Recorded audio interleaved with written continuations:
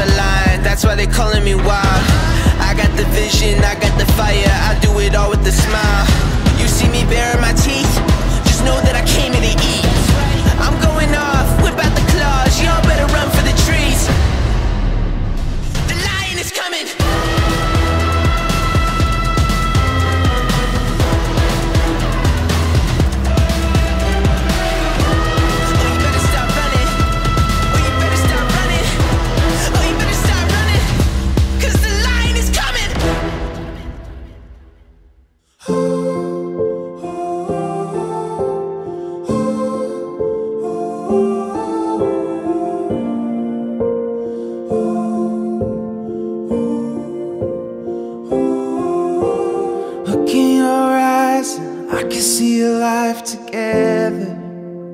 Crisnel, tinatanggap mo ba si Delbert upang iyong maging asawa at mabuhay kayo ayon sa itinakda ng banal na matrimonya?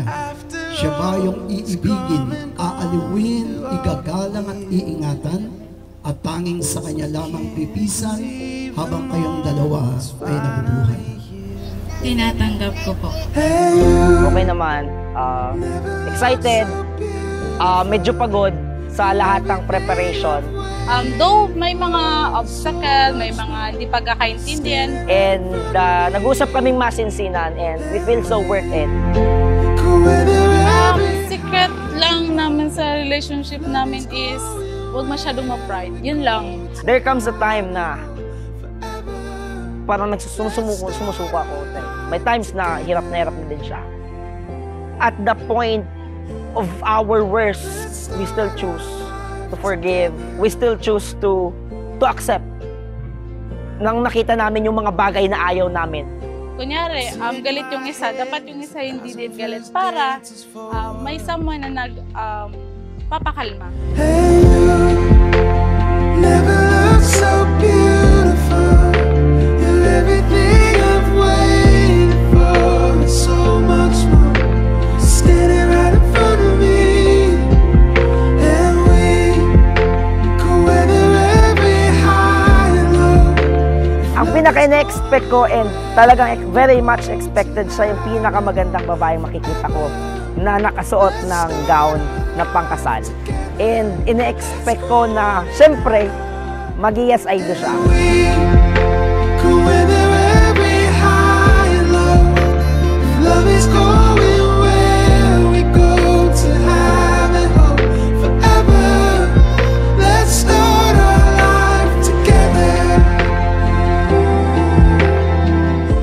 Para sa akin kasi, hindi ibig sabihin na palagi na kayo magkasama ng partner mo is mawawalan ka na, parang mawawalan yung love mo sa kanya.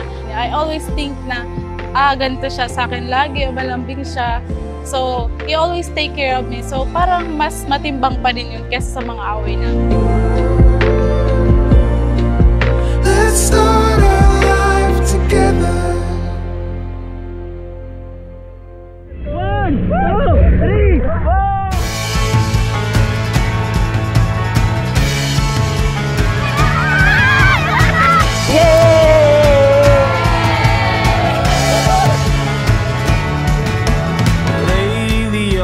Serious, you're growing up and you... Nagkakilala kami sa Sutherland, sa Pili. Parehas kaming trainee. Then during the training, I still remember the date.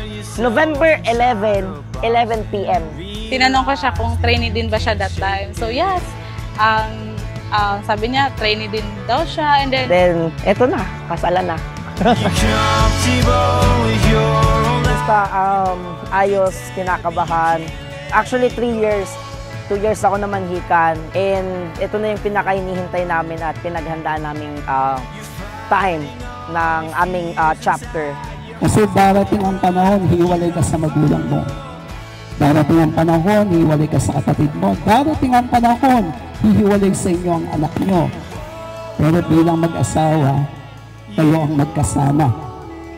Kaya nga ang sumpaan, till death do us part.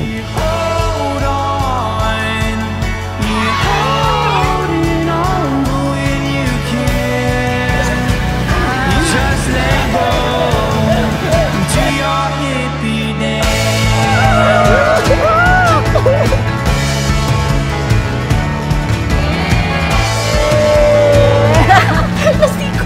Alright, Chubby, thank you so much sa gift mo, sa wedding gift mo sa akin. So, hindi ko expect kahit nagpaparinig na ako na ito yung gusto kong regalo. And sobrang swerte ko kasi I have a very understanding and considerate future wife. And may gagamitin ako para pangharana sa'yo. Yeah. Thank you, Chubby. Okay, so Chubby, alam ko minsan dahil kita nagkakaintindihan, and then sometimes may mga times na hindi natin maintindihan ang mga ugali natin, but ngayon na magpapakasal na tayo, I will promise you na kahit anong mangyari, nandito lang ako palagi sa'yo at di ka babayaan. And I love you so much, Chubby.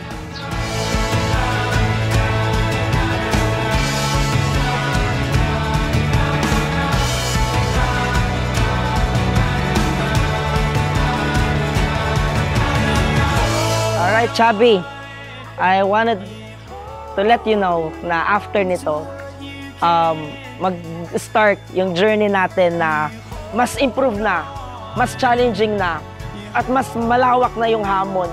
Pero sa kabila ng hamon na naghihintay sa atin, nandoon yung excitement. Excitement na alam ko, we will achieve great things.